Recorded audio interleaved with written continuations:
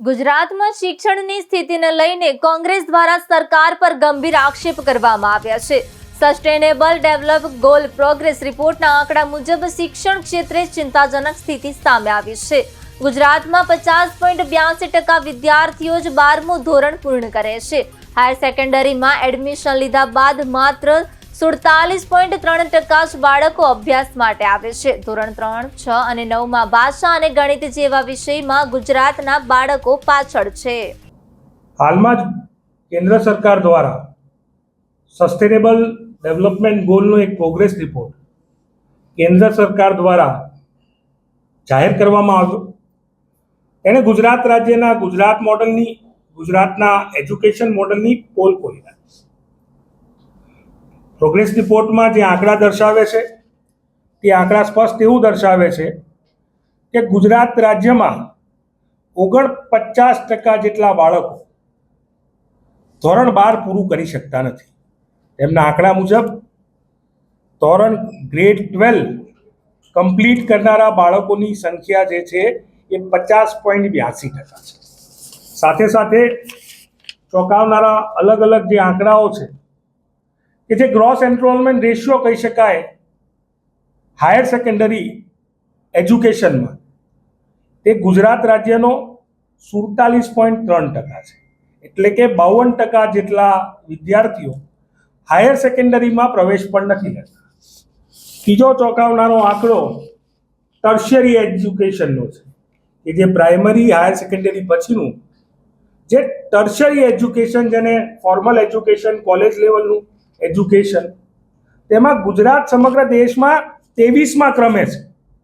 ગુજરાત રાજ્યમાં ટર્શિયરી એજ્યુકેશન મેળવવાવાળા વિદ્યાર્થીઓની સંખ્યા 26.2%, એટલે કે 73.8% વિદ્યાર્થીઓ ગુજરાત રાજ્યમાં ટર્શિયરી એજ્યુકેશન, કોલેજ કક્ષાનું એજ્યુકેશન મેળવતા નથી, આવું કેન્દ્રની સરકાર કહી રહી છે.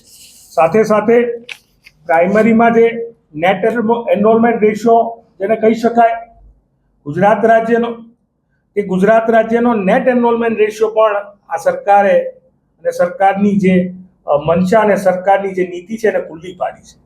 ગુજરાત રાજ્યમાં 77.9% જ બાળકો પ્રાઇમરીમાં નેટ એનરોલમેન્ટ મેળવે છે, જ્યારે અપર પ્રાઇમરીમાં 67.5% બાળકો જ એનરોલમેન્ટ મેળવે છે. આ સ્પષ્ટ દર્શાવે છે કે ગુજરાતની શિક્ષણની પરિસ્થિતિ શું છે. ગુજરાત રાજ્યના મંત્રીશ્રીને વ્હીલમાં ભલે રસ હોય પણ શિક્ષણની રિયાલિટી ચેક પણ કરવાની જરૂર છે. ગુજરાત રાજ્યમાં જ્યારે 50% જેટલા વિદ્યાર્થીઓ ગ્રેડ 12 પાસ ના કરતા હોય, તેને કહી શકાય કે 47.3% એટલે 50%થી પણ વધારે વિદ્યાર્થીઓનું એનરોલમેન્ટ હાયર સેકન્ડરીમાં ના થતું હોય, અને સાથે સાથે જે બાળકોનું 3, 6 અને 9મા ધોરણના બાળકોનું પરખના ટેસ્ટ મુજબ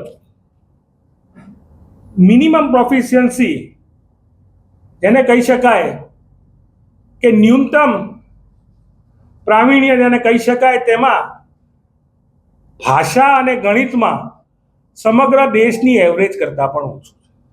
એ જ રીતે હાયર સેકન્ડરીના એનરોલમેન્ટની વાત આવે, ટર્શરી એનરોલમેન્ટની વાત આવે, કોલેજના ભણતરની વાત આવે, ગુજરાત રાજ્ય એક બાજુ સમગ્ર દેશમાં સૌથી વધારે યુનિવર્સિટીની ગુલબાંગો પોકારતી હોય અને એનું એજ્યુકેશનનું સ્તર આ પ્રકારની કથળતી પરિસ્થિતિમાં હોય, તે ખૂબ જ દુઃખદ છે.